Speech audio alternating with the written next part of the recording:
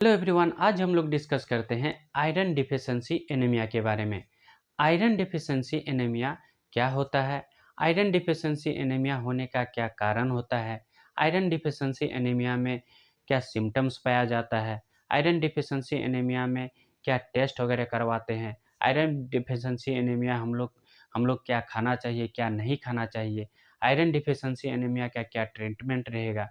ये सब के बारे में आज हम लोग डिटेल से जानेंगे। तो चलिए वीडियो को स्टार्ट करते हैं। सबसे पहले हम लोग यहाँ बात करते हैं आयरन डिफिशिएंसी एनीमिया होता क्या है, इसके डिफिनेशन के बारे में। आयरन डिफिशिएंसी एनीमिया जब हमारे शरीर में आयरन का मात्रा कम होने लगता है तो ऐसी स्थिति को हम लोग आयरन डिफिशिएंसी एनीमिया कहते हैं। अब हम लोग जानते हैं आयरन डिफिशिएंसी एनीमिया होने का क्या कारण होता है। ठीक है, सबसे पहला कारण होता है प्रेगनेंसी अवस्था में। जब कोई लेडीज प्रेगनेंसी अवस्था में होता है तो ऐसी स्थिति में आयरन डिफिशिएंसी एनीमिया होने का चांस रहता है। इसके बाद विटामिन बी 12 डिफिशिएंसी के कारण अगर शरीर में विटामिन बी 12 का कमी आने लगेगा तो ऐसी स्थिति में आयरन डिफिशिएंसी एनीमिया होने का चांस रहता है। इसके बाद फॉलिक एसिड डिफिशिएंसी एनीमिया। इसके बाद ब्लड लॉस, अगर ब्लड लॉस होता है तो उसमें भी आयरन डिफिशिएंसी एनीमिया होने का चांस रहता है। इसके बाद कैंसर का स्थिति में आयरन डिफिशिएंसी एनीमिया होने का चांस रहता है। बोन मैरो डिसऑर्डर, यानी कि हमारा शरीर में जहाँ खून का फॉर्मेशन होता है, अगर वहाँ किसी प्रकार का गड़बड़ी हो जाए या किसी प्रकार का डिसऑर्डर हो जाए तो ऐसी स्थिति में आयरन डिफिशिएंसी एनीमिया होने का चांस रहता है। इसके बाद थैलेसीमिया में, इसके बाद जेनेटिक डिसऑर्डर में, इसके बाद पेप्टिक अल्सर में। पेप्टिक अल्सर में क्या होता है, पेट के अंदर जो हमारा आंत होता है उसमें घाव हो जाने के कारण धीरे धीरे ब्लड का लॉस होता है, उसके कारण क्या होता है, आयरन डिफिशिएंसी एनीमिया होने का चांस रहता है। इसके बाद पाइल्स में भी धीरे धीरे पाइल्स में ब्लड लॉस होता है और आयरन डिफिशिएंसी एनीमिया होने का चांस रहता है। इसके बाद हुकवर्म में जैसे कृमि वगैरह हो जाता है, उसमें भी आयरन डिफिशिएंसी एनीमिया होने का चांस रहता है। इसके बाद मेंस्ट्रुएंस पीरियड में, जैसे मेंस वगैरह में क्या होता है, धीरे धीरे ब्लड, अगर अधिक मात्रा में ब्लड लॉस होने लगता है तो उसमें भी आयरन डिफिशिएंसी एनीमिया होने का चांस रहता है। ये सब हो गया काउज यानी कि कारण। ठीक है, अब हम लोग जानते हैं कि आयरन डिफिशिएंसी एनीमिया का क्या सिम्टम्स होता है, क्या लक्षण होता है। ठीक है, तो सबसे पहला लक्षण होता है कमजोरी और थकान। कमजोरी और शरीर में क्या होगा, कमजोरी होगा और थकान आने लगेगा। ठीक है, इसके बाद स्किन का कलर जो होता है वह सफ़ेद और पीलापन होने लगता है। इसके बाद स्किन ड्राई और नीला हो जाता है, यानी कि स्किन में जो है वो रुखड़ापन आने लगता है और नीला जैसा पड़ने लगता है। ठीक है, और यह क्या होता है कि दिल का जो धड़कन होता है वह तेज होने लगता है। दिल का धड़कन तेज होने लगता है, सांस धीरे धीरे फूलने लगता है, सांस सांस फूलने लगता है। और क्या होता है, सांस लेने में कठिनाई होने लगता है, जीभा में छाला पड़ने लगता है, जीभ वगैरह में क्या होता है, फोफला जैसा छाला जैसा पड़ने लगता है। इसके बाद चक्कर आना, माथा में क्या होगा, चक्कर आने लगेगा, बेहोशीपन जैसा लगेगा। ये सब जो है प्रॉब्लम होता है। हाथ पैर का ठंडा होना, हाथ पैर क्या होगा, वो ठंडा होने लगेगा। इसके बाद सर में दर्द होगा, इसके बाद छाती में दर्द होगा। इसके बाद कान में क्या होता है, घंटी जैसा आवाज़ होता है। किसी को भी आयरन डिफिशिएंसी एनीमिया होने का मतलब लक्षण क्या होता है, जैसे कान में घंटी जैसा आवाज़ होगा तो उसको भी आयरन डिफिशिएंसी एनीमिया होने का चांस रहता है। इसके बाद बालों का झड़ना, ये सब टोटल लक्षण पाया जाता है आयरन डिफिशिएंसी एनीमिया में। ठीक है, इसके बाद हम लोग जानते हैं कि आयरन डिफिशिएंसी एनीमिया में एनीमिया को हम लोग पता करने के लिए क्या क्या टेस्ट करवाते हैं। तो सबसे पहला टेस्ट हम लोग करवाते हैं मतलब कंप्लीट ब्लड काउंट, सीबीसी करवाते हैं। कंप्लीट ब्लड काउंट होता है। पीबीएफ एस्मेयर यानी कि पेरिफेरल ब्लड फिल्म। ठीक है, ये क्या होता है, स्लाइड के माध्यम से हम लोग देखते हैं।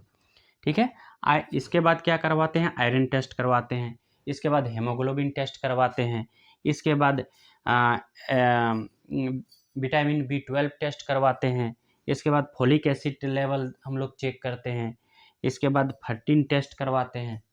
फर्टिन टेस्ट क्या होता है, इसको समझ लेते हैं।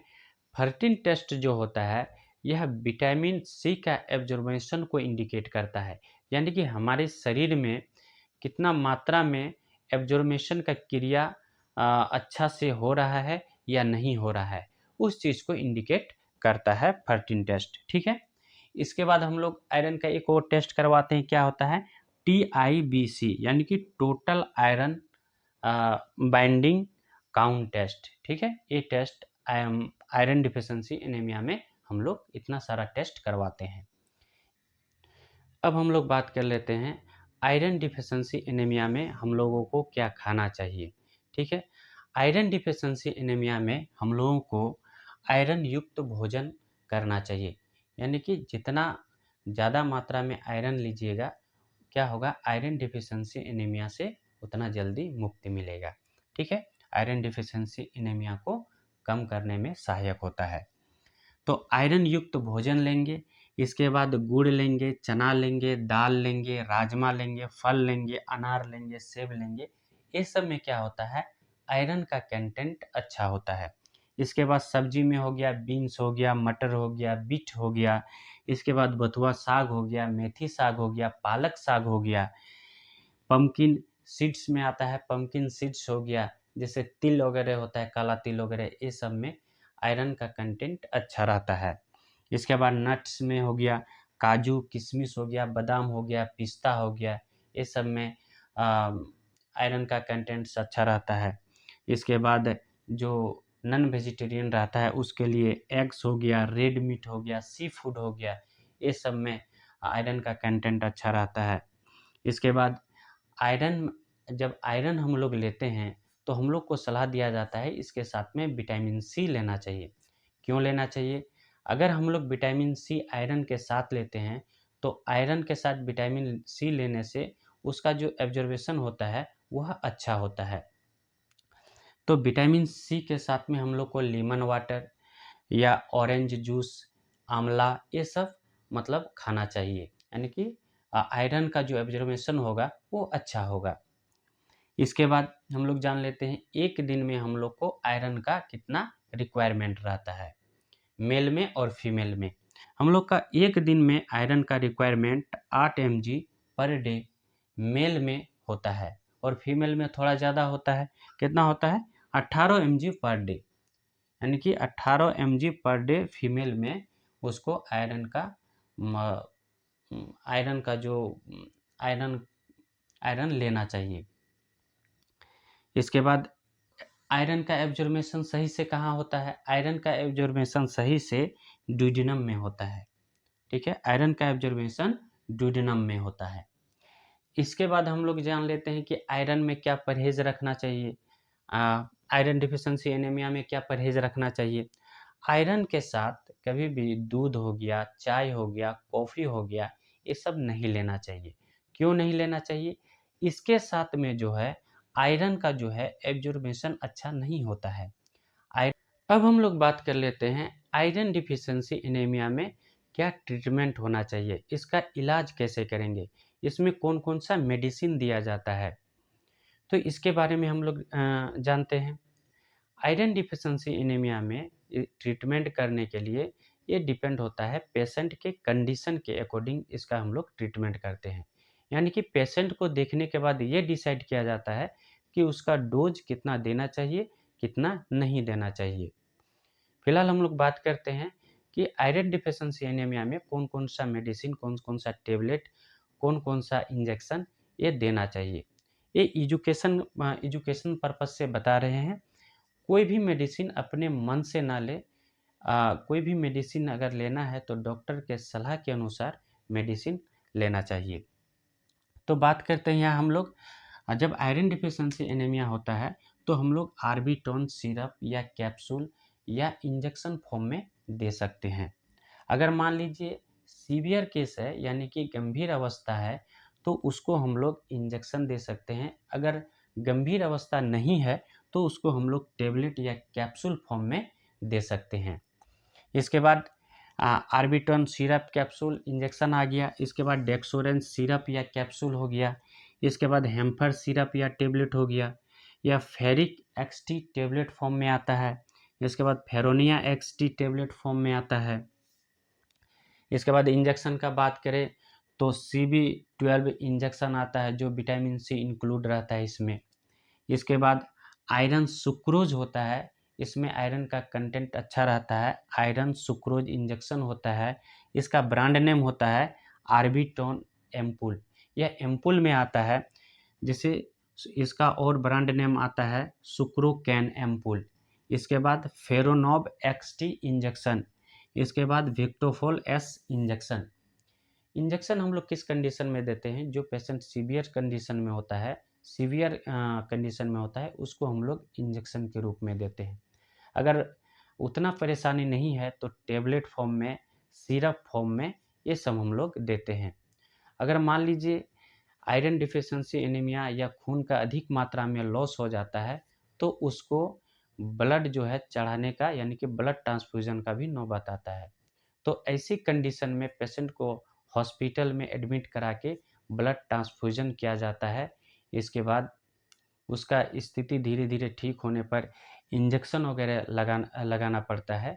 ठीक है, तो इंजेक्शन को हम लोग, यानी कि NS का 100 ml NS का बोतल में एक आर्बिटोन एम्पुल देते हैं और IV के माध्यम से उसको हम लोग इंजेक्ट करते हैं। और यहाँ एक चीज़ ध्यान देने वाला बात है कि जैसे कभी कभी हम लोग एंटा एसिड के साथ आयरन सिरप देते हैं, तो क्या होता है, आयरन का जो सही से वर्क, जो काम होना चाहिए, वह सही से नहीं हो पाता है। क्यों नहीं हो पाता है? क्योंकि जो पेंड्रापेजोल जैसे कैप्सूल हो गया या टेबलेट हो गया या सिरप में हो गया, एंटा एसिड सिरप हो गया, इसके साथ में आयरन का जो एब्जॉर्बेशन होता है वो सही से नहीं हो पाता है। इसके बाद हो गया आयरन प्लस कैल्शियम। आयरन के साथ कैल्शियम का जो एब्जॉर्बेशन है वो सही से नहीं हो पाता है, तो इसीलिए iron plus calcium equal to क्या बना देता है, ऑक्जीलेट का निर्माण कर देता है। तो आयरन के साथ जो है कैल्शियम को नहीं देना चाहिए। अगर आप देते भी हैं तो 3 से 4 घंटा का अंतराल रखना चाहिए। एंटासिड भी अगर देते हैं तो 3 से 4 घंटा का अंतराल रखना चाहिए। इसके बाद हम लोग बात कर लेते हैं, जैसे आयरन टेबलेट अगर हम लोग लेते हैं तो दूध के साथ नहीं लेना चाहिए। दूध के साथ लेते हैं तो उसमें कैल्शियम का कंटेंट रहता है। कैल्शियम का कंटेंट आयरन के साथ फिर एब्जॉर्बेशन सही से नहीं होता है। तो ये सब कुछ कंडीशन होता है जो आयरन को सही से एब्जॉर्बेशन नहीं होने देता है। अब बात कर लेते हैं आयरन को अब किस चीज़ से किस विटामिन में देना चाहिए। जैसे आयरन का एब्जॉर्बेशन विटामिन सी में अच्छा से होता है, यानी कि जब भी आप आयरन लेते हैं तो विटामिन सी लेना चाहिए, यानी कि विटामिन सी लेना ज़रूरी रहता है। क्यों? क्योंकि आयरन का एब्जॉर्बेशन अच्छा होता है। जैसे आप लेमन पानी ले सकते हैं, ऑरेंज जूस ले सकते हैं, आंवला ले सकते हैं, ये सब चीज़ जो है आयरन के साथ दिया जाता है। तो आई होप वीडियो आप लोग को अच्छा लगा होगा। अच्छा लगे तो वीडियो को लाइक, सब्सक्राइब, कमेंट कर दीजिएगा। थैंक यू, धन्यवाद।